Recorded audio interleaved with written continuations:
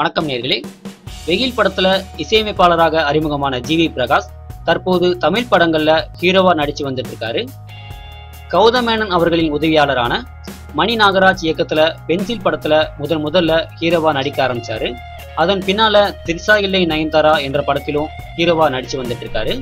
தற்போது மூன்றாவதாக டார்லிங் என்ற படத்திலும் ஹீரோவா நடிக்க ஆரம்பிச்சிருக்காரு.